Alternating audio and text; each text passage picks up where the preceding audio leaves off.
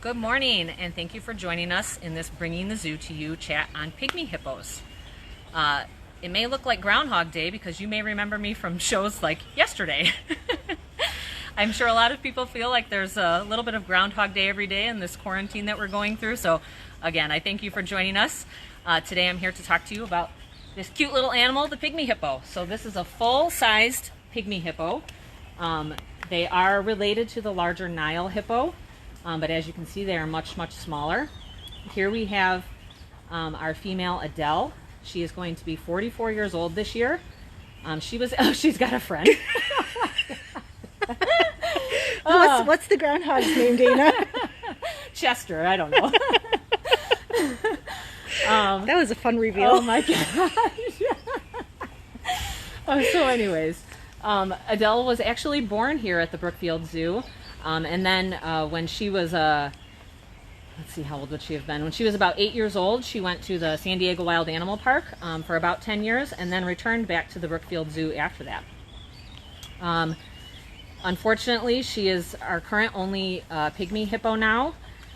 We did have another female named Obessa. Due to medical complications that were untreatable, animal care staff, along with veterinary staff, made the difficult decision to humanely euthanize her as it was impacting her quality of life. She was an amazing animal, and she will be greatly missed by all the staff that has ever worked with her. So like I said, this is Adele and her groundhog, not ground, well, yeah. You just talked about I know, Groundhog Day. that was weird. Friend Chester. Oh my gosh. Pygmy hippos are herbivorous mammal, so they actually do have hair. You can actually see the little tufts of hair in her ears. It's not just because she's an older lady. They have ear hair, and then they actually have some tail hair as well. So like I said, they're herbivorous, which means that they eat mainly plants. They are found in Western Africa and actually only 4 countries, which is kind of crazy. Primarily only in Liberia. There's about less than 3,000 in the wild. So they are considered endangered. Their most common predator is the leopard. And then of course humans. I feel like I just say that over and over. It's terrible. It's because the forests that they mainly inhabit are being burned, as well as the rivers that they frequent are being polluted by humans, and then they're hunted for their meat. So like I mentioned earlier, they are related to, obviously, the larger Nile or river hippo. Their other closest living relative is actually the whale. Some things you may notice differently between the 2 hippo species is, obviously, like I mentioned before, the size. The pygmy hippo is about 3 feet tall and about 5 feet long, and weighs anywhere between, will they be friends? Weighs anywhere between 400 and 600 pounds.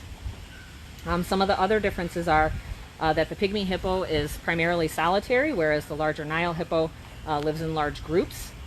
The pygmy hippo also is less aquatic than the larger hippo.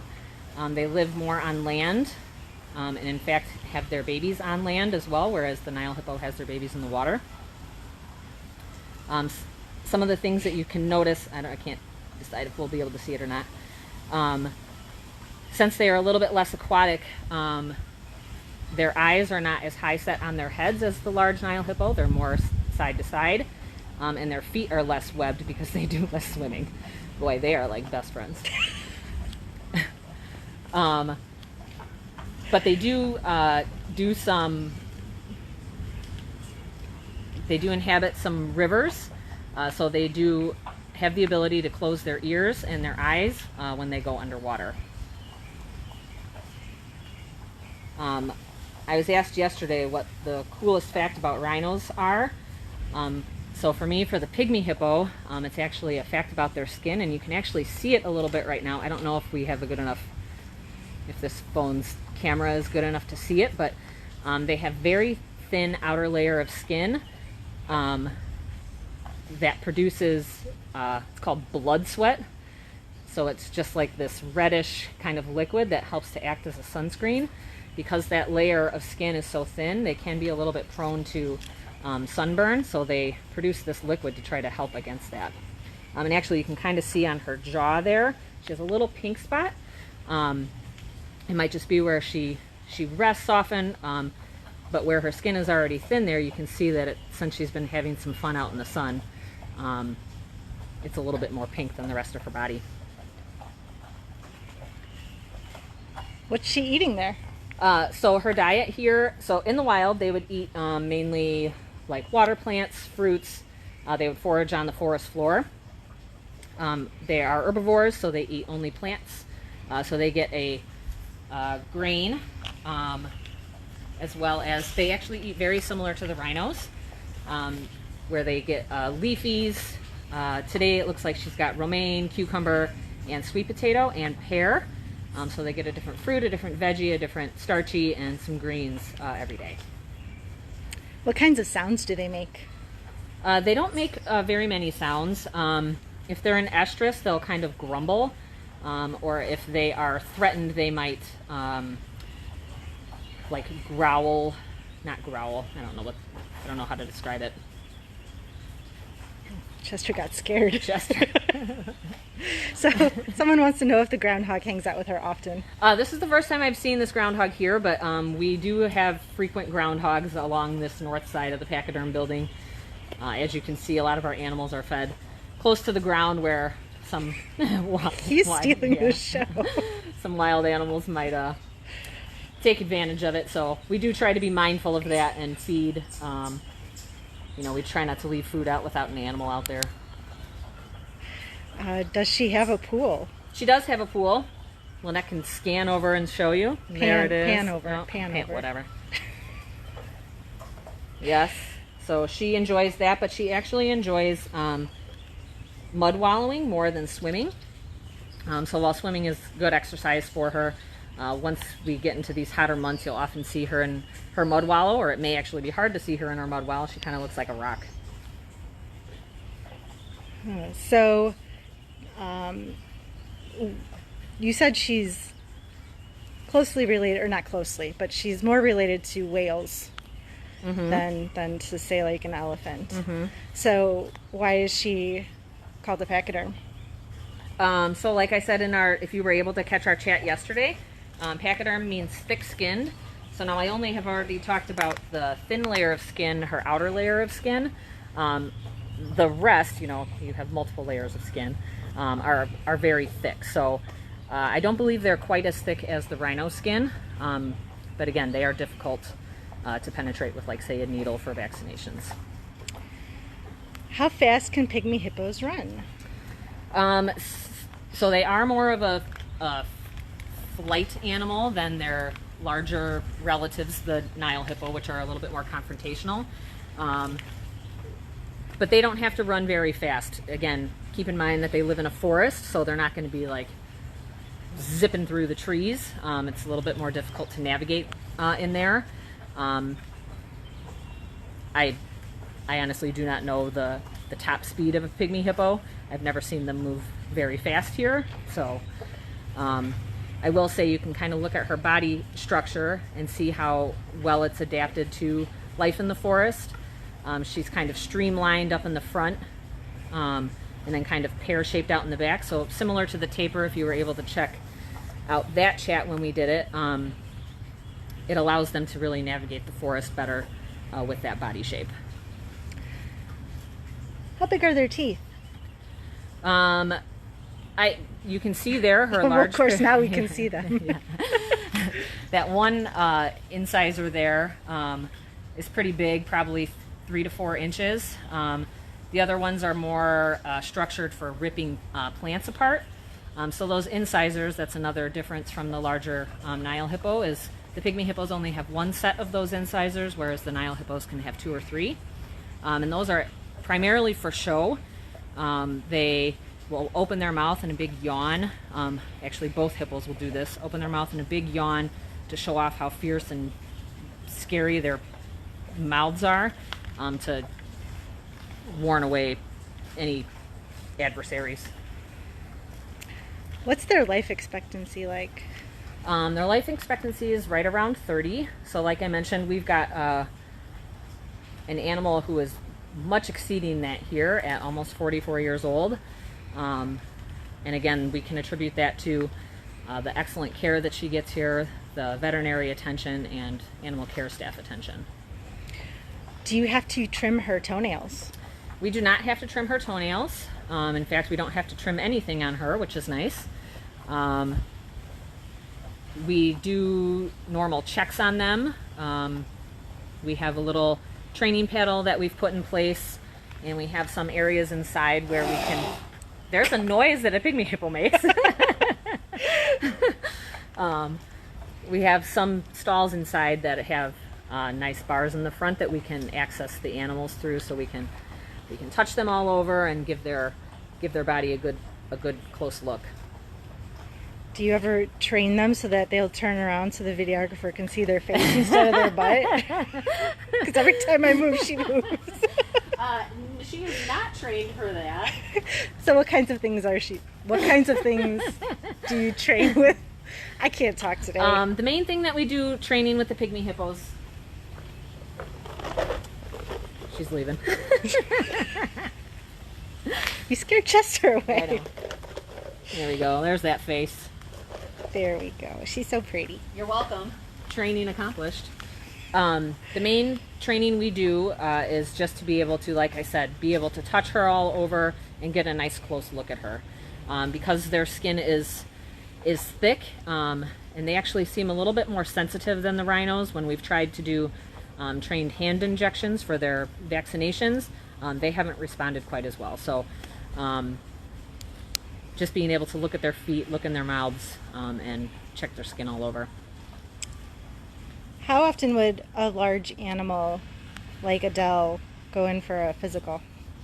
So that depends on the animal, if they have any underlying health conditions, which she does not. Our current preventative medicine program for the pygmy hippos is to look at them under anesthesia every 3 years. And at her last exam, which was not that long ago, I think it was last year, she had a clean bill of health. Oh, that's great. Yeah, so we look at things, they do all over x-rays or radiographs. We do have a large animal CT scan on site that we can look at them even more closely with that. And then they get blood work. If it's time for them to get their vaccinations at the time of their exam, they'll do that then. And just a general well check like your veterinarian at home would do, looking in their eyes and their mouth and their ears, testing all their joints to make sure they're mobile and healthy, looking at their feet, just an all-over check of health. Why does she wiggle her ears?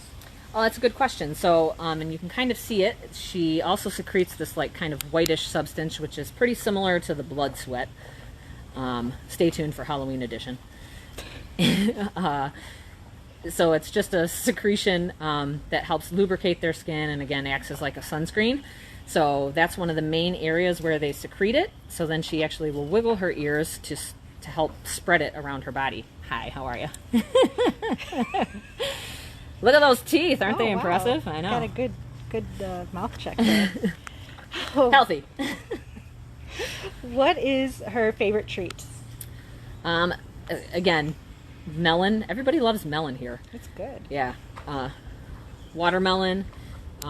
Fruits tend to be most of the animals' favorite, and some of the things that I was actually just throwing her are actually a formulated monkey biscuit. It's a monkey biscuit because they're generally the ones who are thought to kind of eat leaves, so it's like a leaf-eating biscuit for animals who might eat leaves. So those are good for training tools or, you know, just special rewards if they're doing something we need them to. Do you ever go in the same habitat as her? No, we do not. So every animal in the pachyderm building, other than the now tortoises that we house, are considered dangerous animals. So we do not enter the same space as them. Any interaction is done protected contact or with some form of a barrier in between us and them. But the pygmy hippos generally enjoy tactile, which is again just like rubbing and touching their skin. Another common question that's asked is how do they feel? They feel slippery. I mean, if you think about it, especially because she's got the blood sweats, I feel like it's like meat sweats. But she wouldn't get that because she's a vegetarian, so she gets the blood sweats. She gets like a sheen on there, so they actually feel pretty similar to a dolphin. If, you know, for some reason you've never felt a pygmy hippo, but you felt a dolphin. I felt both. Oh, congratulations. Thank you. So, if people were to come visit, where would they most likely find her when she's outside? Where does she like to hang out? She likes to hang out in her mud wallow. So if it's warm, if it's really warm, that is most definitely where she will be, pretty much all day. Pygmy hippos are thought to be almost nocturnal. They'd be most active like dusk until the early parts of the evening. That's when they would be foraging for their food. So that would be the same here. They would kind of take relief in the hot part of the day, so she hangs out in her mud wallow. If it's a more temperate kind of day like today, we may see her more out of her wallow, but hanging out and sunbathing in her yard. And in the winter months, if it's under 40, she'll be inside. But inside we also have made a mud wallow for her to hang out in there as well. How many species of hippo are there? Two, I believe. I think there's just the Nile hippo and the pygmy hippo. Do they share the same habitat in the wild? They do not. So, in case you missed it at the beginning, the pygmy hippo is from Western Africa in primarily just 4 countries, mainly in Liberia. And they hang out in the forests and near rivers, whereas the Nile hippo will hang out in in larger bodies of water, and they hang out in pretty much water only. So how much food does she go through in a week, would you guess? In a week, so she gets about 6 pounds of hay a day, plus probably close to 5 pounds of the produce and her grain, so about 11 pounds a day times 7, 77. Look at that math. I'm not just a zookeeper. Oh, good.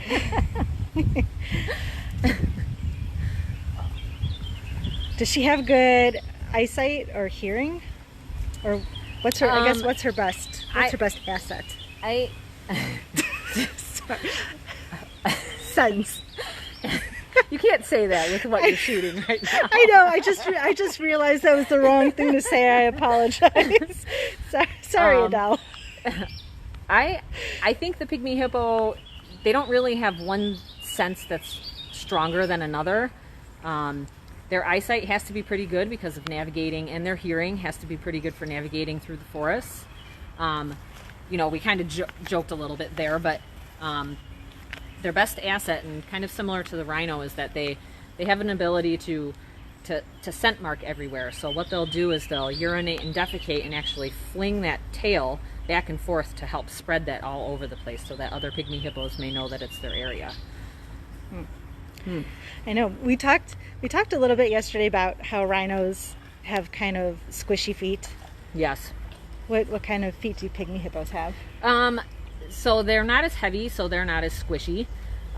They have a pretty similar foot structure though, where they have toes and nails and kind of pads under their feet to cushion their body weight.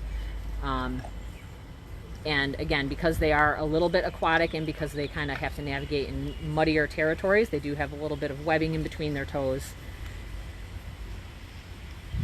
Look at that little tail. How many watermelons do you think she could eat a day? Oh my gosh. I mean, the first day you gave her watermelons, I would say she'd eat probably 20. I don't know. But if you So she really likes watermelon. She really likes watermelon. If you gave her watermelon every day, kind of like you or I mean, unless for me it was salsa, I could really eat that every day. That sounds good.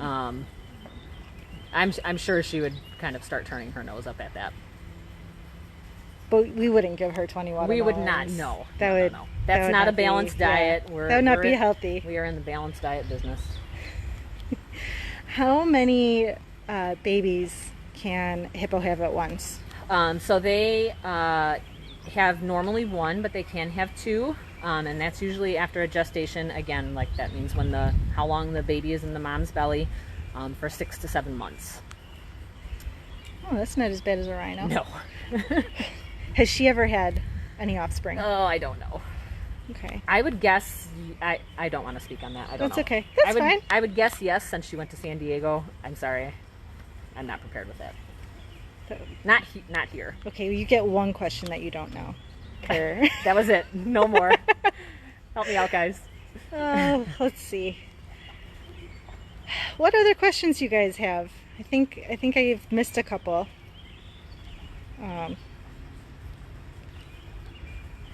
Does she eat any hay? She does eat hay, so she gets alfalfa hay, and she gets about 6 or 7 pounds of that a day. All right. Well, let's wrap up. I want to thank you all again for continuing to support us, and for joining us today in our chat about pygmy hippos and getting to see the wonderful, almost 44-year-old Adele. If you haven't done so, please feel free to visit our website and check out the adoption program and share the care program. Thank you guys so much. Have a